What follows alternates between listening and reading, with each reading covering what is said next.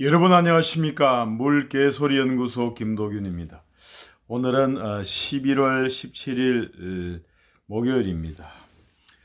자, 이제 내일 18일 이재명 더불어당 대표의 최측근이라고 본인도 인정하는 정진상에 대한 구속영장 실질심사가 내일 열리는 날입니다. 여당이나 야당이나 이제 이 영장 심사 결과에 대해서 이제 너무나 큰 관심을 가지고 있습니다. 영장 발부 여부에 따라서 이제 이재명 당 대표에 대한 어떤 수사라든가 이것이 어떻게 될 것인지, 바로 파죽지세로 급물살을 탈 것인지 아니면 좀 한숨 고르고 쉬었다 갈 것인지, 이렇게 되는 분수령이 될 것으로 생각합니다. 물론 이제 정진상에 대한 그 구속영장 청구 범죄 사실에는 이번에는 수원지방법원 수원지방검찰청 성남지청에서 하고 있는 성남FC 후원 관련 제3자 뇌물은 이번에 들어가 있지 않는 것으로 생각이 됩니다. 그것은 이제 다른 법원에, 다른 검찰청에 수사하고 있다, 이렇게 되어 있겠죠. 그래서 현재 알려진 바에 의하면은 이제 정진상 당대표 정무조정실장에 대한 사전구속영장에 대한 영장 기재 범죄 사실은 지난 2013년부터 2020년 사이에 대장동 일당에게 각종 편의를 제공한 대가로 6차례에 걸쳐 1억 4천만 원의 뇌물을 받은 혐의다. 이것이 첫 번째고요. 그래서 이게 뭐 보면은 특가법 뇌물 이렇게 되어 있는데, 여기 문제는 뭐냐면은 한꺼번에 이제 1억 4천만 원을 받은 게 아니고 2013년에서 2014년 명절에 3천만 원, 2014년 지방선거 직전에 5천만 원, 2019년에 3천만 원, 2020년에 3천만 원, 이렇게 여러 번에 걸쳐 가지고 지금 돈을 받은 액수를 합한 게 1억 4천만 원이다. 이렇게 되어 있는 거죠. 끈끈이 보면은 사실은 뭐 적지는 않은 돈이지만 아주 1억 4천만 원하고는 차이가 있죠. 특가법 1억 원 이상이면 징역 10년 이상의 징역형에 처해지게 되는데, 요것은 이제 끈끈이 이렇게 나누어지고 기간도 상당한 차이가 있기 때문에 이렇게 전체를 합쳐서 이렇게 일죄로, 하나의 죄로 보기는 어렵지 않을까, 이렇게 생각이 됩니다. 그렇게 되면 그 부분은 이제 형은 줄어지게 되는데,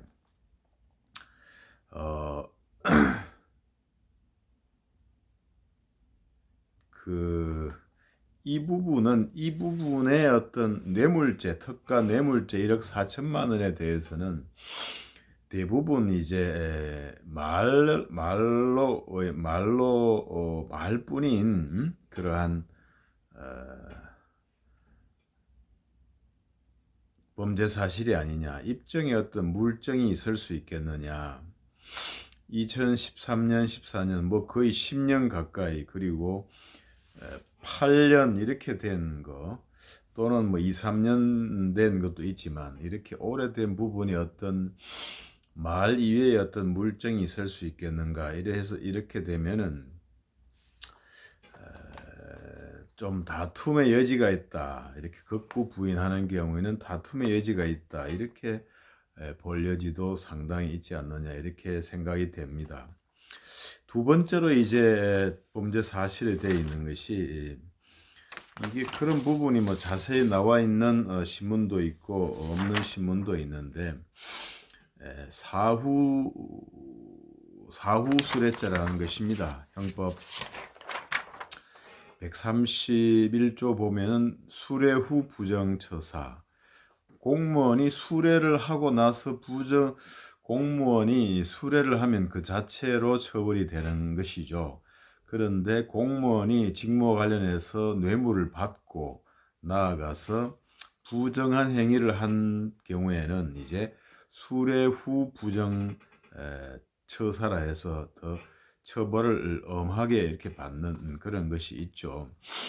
그 반면에 그거와는 논리적으로 이제 시간적으로 뒤바뀌어서 사후 수뢰죄라는 것이 있죠. 그것은 공무원 또는 중재인이 그 직무상 부정한 행위를 한 후에 뇌물을 수수 요구 또는 약속하거나 제3자에게 이를 공유하게 하거나 공유를 요구 또는 약속한 때에 성립이 되는 그러한 범죄라는 것이죠.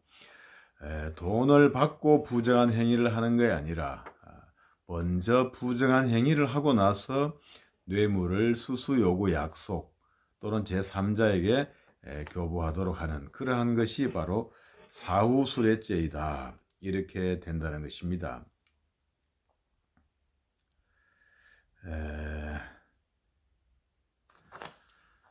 그래서 이제 정진상 이제 정책실장에 대해서는 이제 정무조정실장에 대해서는 1억 4천만 원 뇌물을 수수한 혐의 이것 이외에 두 번째로 김용 민주연구원 부원장 구속되었죠. 유동규는 이제 성남도시개발공사 기획본부장, 이것은 이제 구속되었다가 이제 구속 만기로 해서 이제 1년 살다가 나왔죠. 뭐 다음에 또 들어가겠습니다.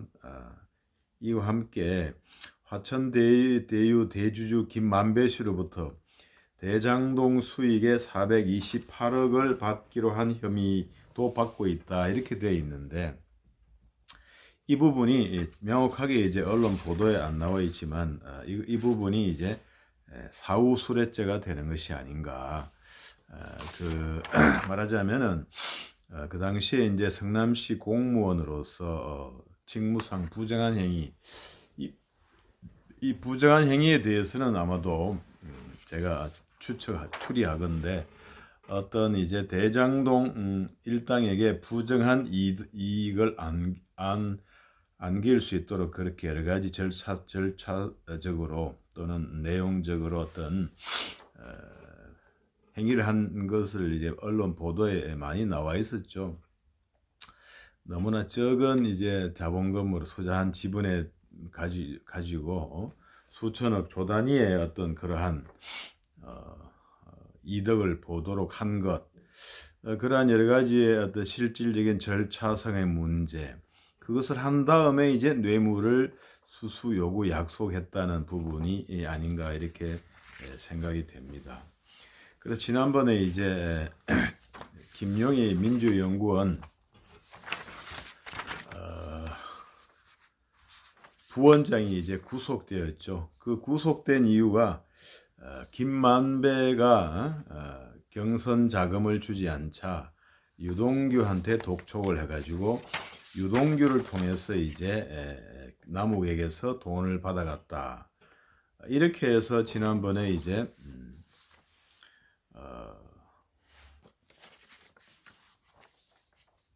김용이 이제 그 부분에 대해서 이제 범죄 사실이 인정이 돼가지고 증거인멸 우려라든가 범죄 혐의가 인정이 돼가지고 이제 김용에 대해서 구속이 영장이 발부가 되었습니다.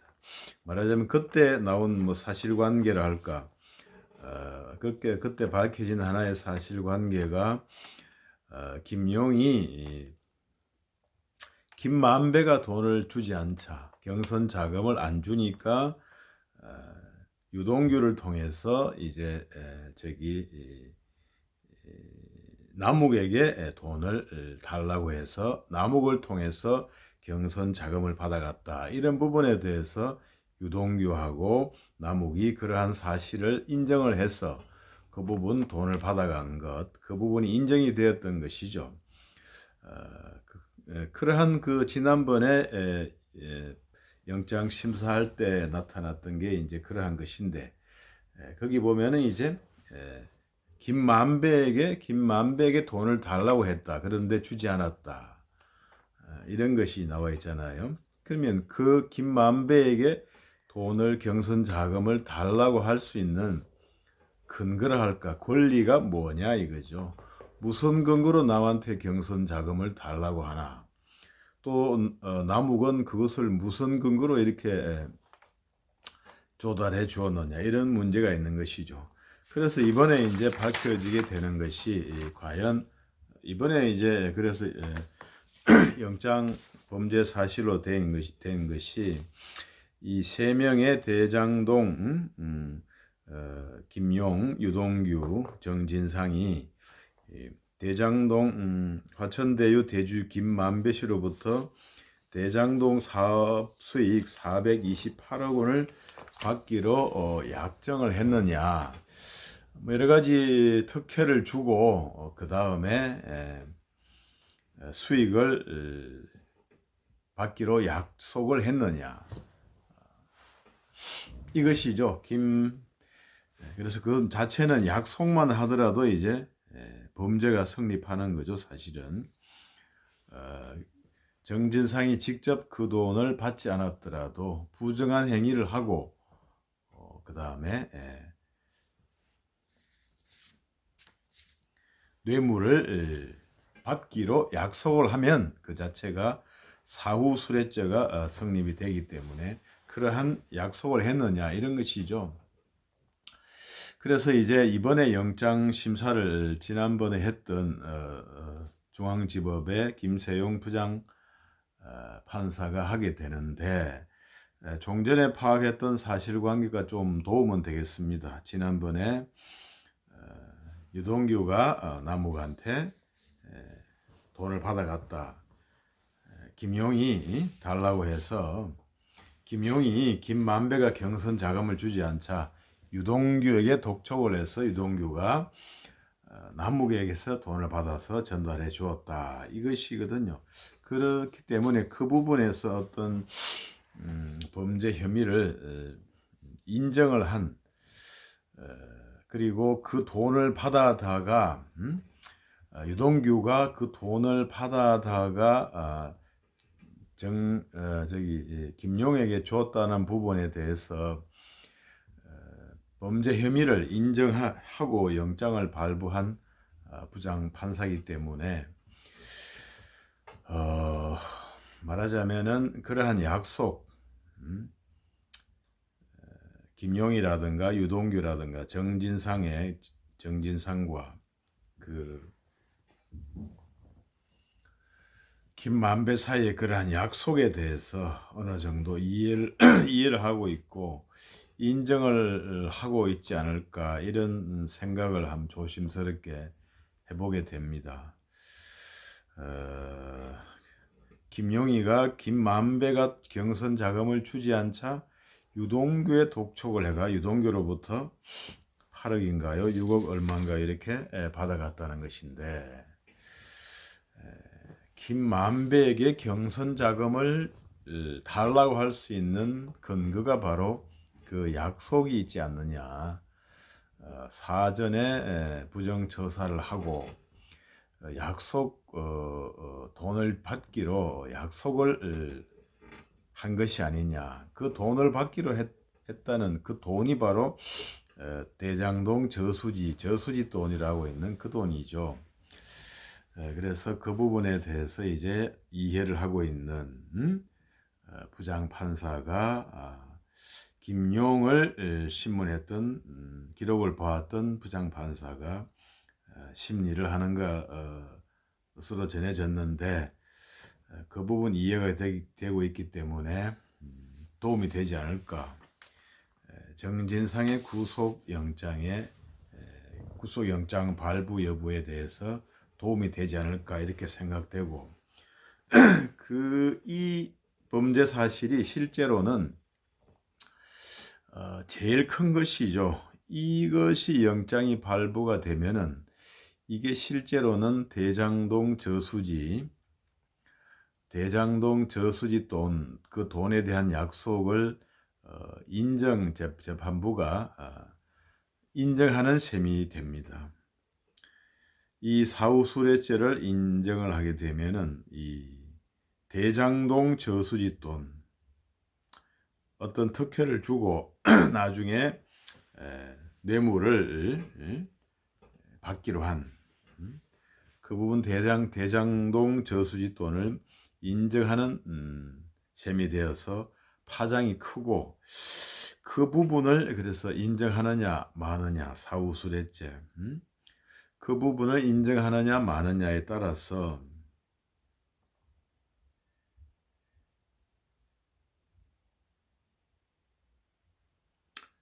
이 영장 발부 여부가 결정되지 않을까 이런 생각이 듭니다. 제 개인적인 생각으로는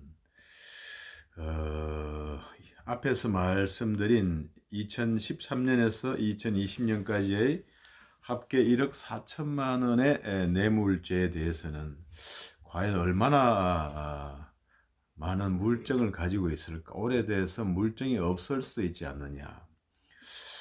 특히 2013년 이런 것들은 14년 이런 것들은 그러니까 2019년, 20년, 2020년 이런 것도 이제 물증이라든가 전화 녹취라든가 뭐 있을 수는 있겠지만 과연 있을지 모르겠습니다. 적극 다투는 경우에 이런 것들이 과연 자료가 있을까 이런 생각이 들고 논란의 여지가 많으면 영장이 발부가 안 되는 것이고 그런데 이제 428억 대장동 저수지 약정 그 부분이 인정이 되면 앞에 것이 이제 뭐 논란이 되든 말든 발부가 돼야 되는 그러한 사안이 아닌가 이렇게 생각이 됩니다. 그리고 그 외에 세 번째로 유동정 실장은 유동규와 공모해서 2013년에서 2017년 대장동 일당인 남욱 변호사 등에게 위례 신도시 사업 관련 내부 비밀을 전달하고 남시척 업체가 선정되도록 도운 부패방지법 위반 혐의가 또 있다. 이렇게 해서 이제 경찰은 정 실장 등이 남욱 씨와 연결된 호반건설이 위례 신도시 사업을 시행 시공케 해서 210억을 얻게 도왔다 이렇게 되거든요. 이 부패방지법 위반 혐의인데 이 부분은 뭐 금액은 큰데 본인이 어떤 이득을 취하지 않았으면 실제로는 크게 작용되지 않는 것이 아닌가 이런 생각이 들고 그 외에 우리가 언론에서 떠들썩하게 나와가지고 했던 유동규가 작년 9월 검찰 압수수색을 당하기 직전 휴대전화를 버리라 얼마 사서 얼마 되지도 않은 휴대전화를 버리라고 한 증거인멸 교사 혐의도 있다. 그래서 증거인멸 교사 이것도 뭐 물론 증거인멸 교사로 될 가능성이 많지만 그 자체로 이제 큰 이제 논점은 아니고 큰 비중은 아니고 결국에는 대장동 저수지 428억 수익을 분배하기로 약정한 것을 인정할 것인가 말 것인가. 특히 이제 그 지난 김용에 대한 영장을 심사하면서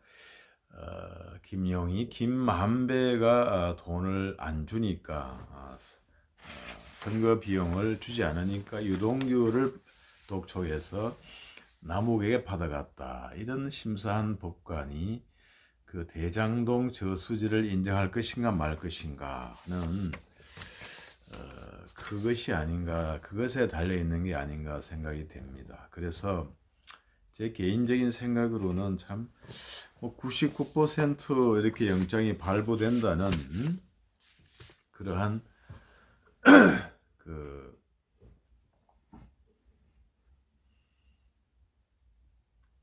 우파 유튜브도 많이 있는데 참 그렇게까지 확실한 건 아니지 않느냐 이렇게 생각이 들고 그 외에 지난번에 남욱의 옥중 KBS에서 한 남욱의 옥중 인터뷰를 보더라도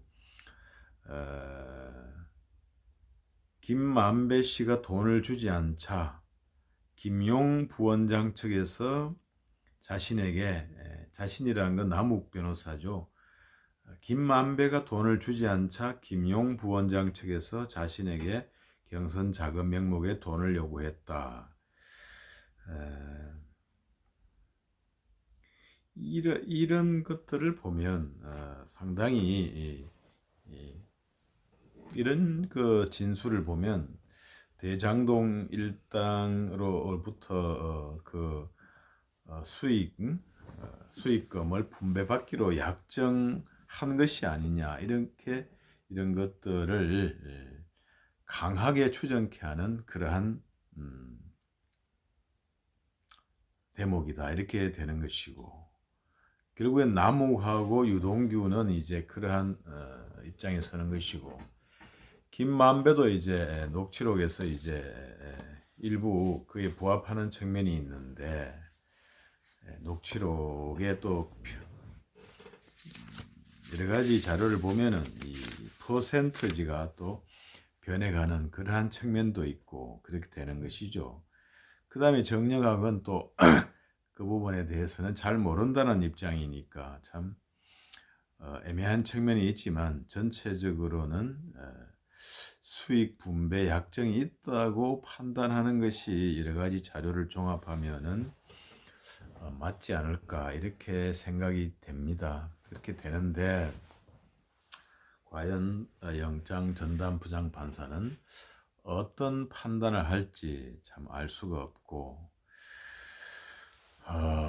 아무튼 내일은 정진상, 그동안에 베일에 쌓여가지고 얼굴조차 최근 사진이 없고 했던 그런 남욱의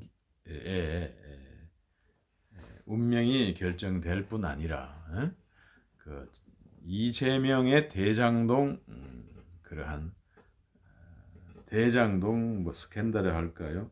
그동안 지난 작년부터 논란이 되었던 선거 과정에서 뭐 누가 대장동 뭐 주범이니 아니니 이런 거 논란이 되었던 그 대장동에 대해서 어느 정도의 재판부의 판단을 알 수 있는 그러한 날이 되리라고 생각합니다. 그 외에 뭐 정진상은 이게 다는 아니죠. 성남 FC 사건도 있기 때문에 이번에 뭐 구속이 되든 안 되든 그 부분 또 심사를 받아야 되는 그러한 단계가 또 남아 있다, 이렇게 되는 것이고, 이는 이재명 대표도 마찬가지고, 이재명 대표는 이제 또 쌍방울 그 관련된 그러한 문제, 여러 가지 산 넘어 산이라고 아니할 수가 없습니다. 아무튼 이제 내일은 이러한 뇌물죄, 특가법 뇌물죄, 사후수뢰죄, 부패방지법 위반 죄, 그 다음에 증거인멸 교사 혐의, 이러한 것에 대해서 1차적인 영장 심사를 받게 되는데 참 어떻게 될지 많이 궁금합니다. 한번 잘 살펴보고 한번 기대를 해보겠습니다. 이상 물개소리 연구소 김도균이었습니다. 여러분 구독, 좋아요 부탁드리겠습니다. 감사합니다.